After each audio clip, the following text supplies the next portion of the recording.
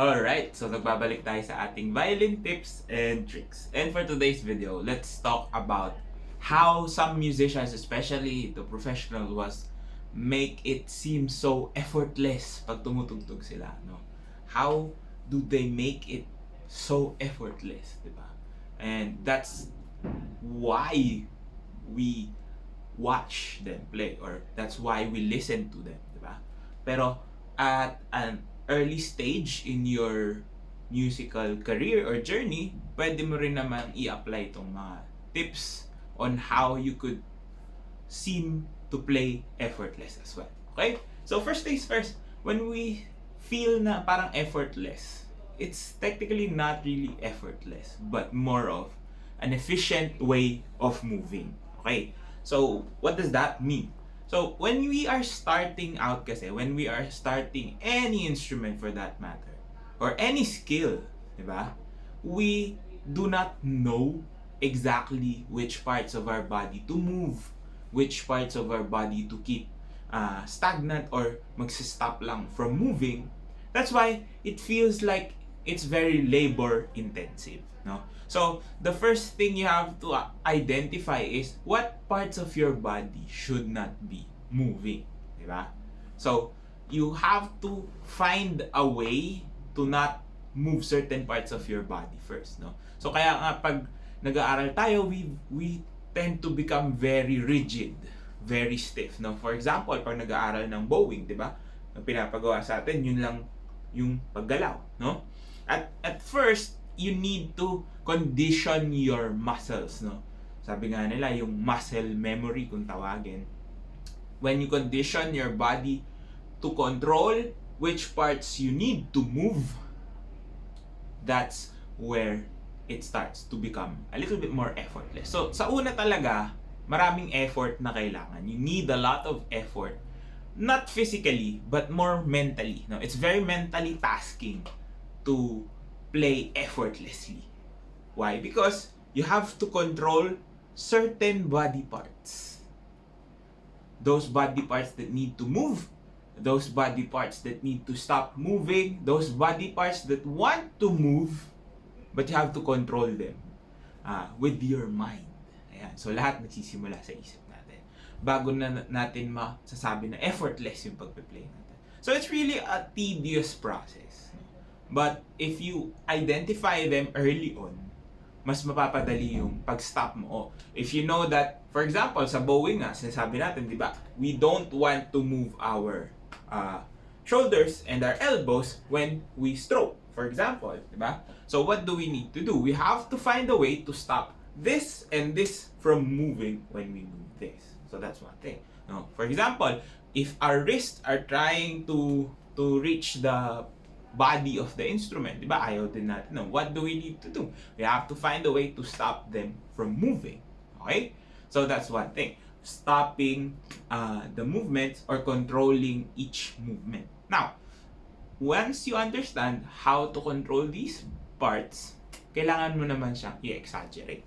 Okay?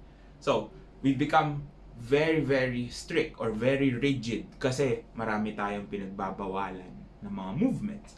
But then, you have to now exaggerate those movements na kailangan mo. So, why do we need to exaggerate those movements? Kasi yung movements na to, when we exaggerate this, we sort of speed up the learning process happening in our brains. Kasi mas nagre-register siya, mas exaggerated yung movement, mas madaling nakikita. No? And our brains don't actually know which movement is right or wrong. And this is quite the problem. Kasi the things that we constantly do or constantly repeat are the things that will stick to us. No, whether that's right or wrong in the context that you're using it for.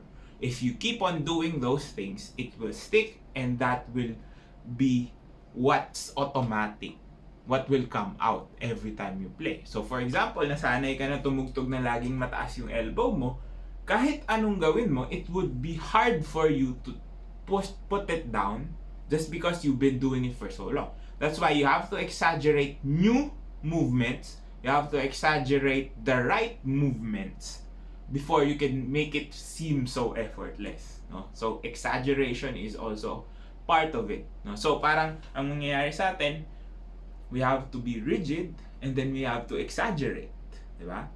Now, the time will come that your exaggeration will be normal. So medyo bababa na ulit yung level natin of effort, no? So kung makikita natin, to make it effortless, you have to go through a lot of effort. Parang you have to focus on those things that you do.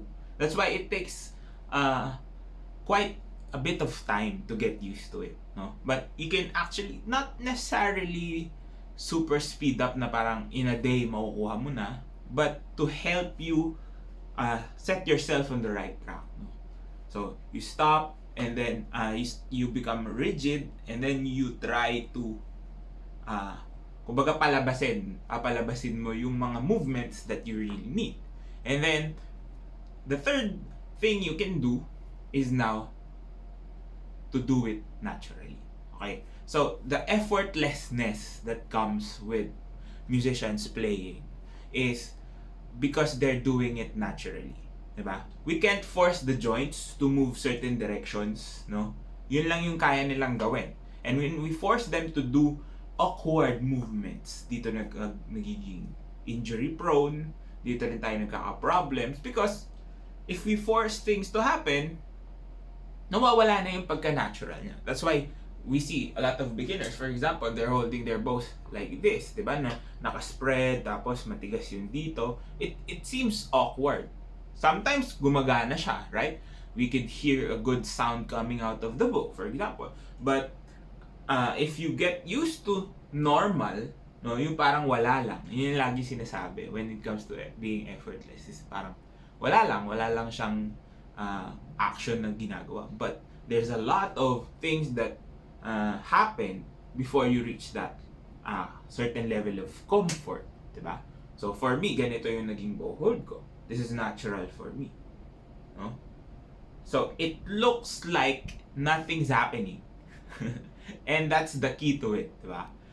The reason why we listen to these musicians and artists is because we feel that it's amazing to see that they're moving so graciously, so effortlessly. But again, you have to put in a lot of work, diba? Even for professionals, diba? Once you see someone just play very, very effortlessly, having fun, you see them having fun instead of seeing them struggle, whether the sound is good or bad. It also tells us it gives us a different perspective, no? Kahit minsan ang ganda ng tugtog, but if you see someone struggling, you don't want to look at it, diba? But if you see someone really graciously moving and then gracefully moving, and then doing all those things na parang wala lang, no? That's what makes it so nice to really look at and listen to. But again, those movements also translate to how well you can make your instrument sound, because if it's effortless enough, you let the instrument work for you. Okay?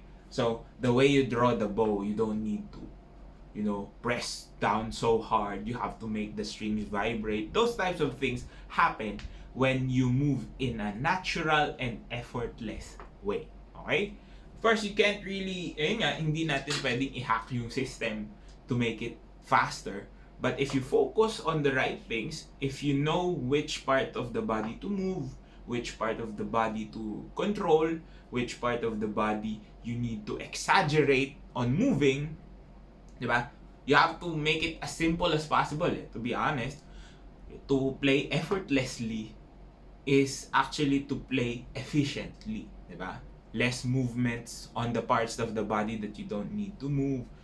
You have a straight head, straight neck, yung mga ganong klase, no? Your torso can move like this, but you can't bend. For example, those types of movements that you don't need to do, hindi mo na siya dapat aralin. And once you cut out everything and only focus on the things that are really important, and then you exaggerate those important things to get your mind conditioned na ito yung mga movements na yan, and then it will become normal, no? I always try to compare it to like brushing your teeth or even just holding a spoon and fork or chopsticks for that matter when you're eating. You don't think about those things, but you're doing it because you already know why you need to do it or how to do it properly. Diba? Kasi pag inisip natin yon, diba? When we hold a spoon, let's say, kung kakain ka, hindi mo naman isipin na, oops, this is the technique that I'm going to do. But your hands naturally flow to it, or your hands naturally do what it needs to do. In order for you to do that for certain skills, you have to apply a little bit of a nudge, no? Kaya kailangan mo muna siyang i-exaggerate, kaya kailangan mo muna tanggalin kung ano yung mga hindi kailangan, and then it will turn out naturally. It might take you a few weeks, a few months, a few years, but if you're in the right track, once you have that technique or whatever movement that is that you want, kahit matagal mo nang hindi mahawakan yung instrument, you would still have that knowledge and you can still apply it. No? That's why a lot of musicians can still play even at their late ages, diba? Yung mga maaga, let's say, nag-retire na sila for like 20 years, even if they haven't played their instrument, pag binigyan mo yung instrumento, kaya pa rin nila yan. Because it sticks with you. And that's the thing. You want long-term gains, kumbaga. No? You don't want the short-term na, okay, kailangan ko itong technique na to next week, and then kakalimutan mo na. So it's really a process, and that process will get you to your journey. Maybe we can't really say quickly, but more efficiently. Ayan. Sana nakatulong tong video na to. If it did, please do drop a like, comment down below more content you'd like to see, and of course, subscribe to my YouTube channel. Follow me on all my socials. All the links you need down in the description box below. This has been Ryan Monakil for Violin Tips and Tricks, and I'll see you on the next video.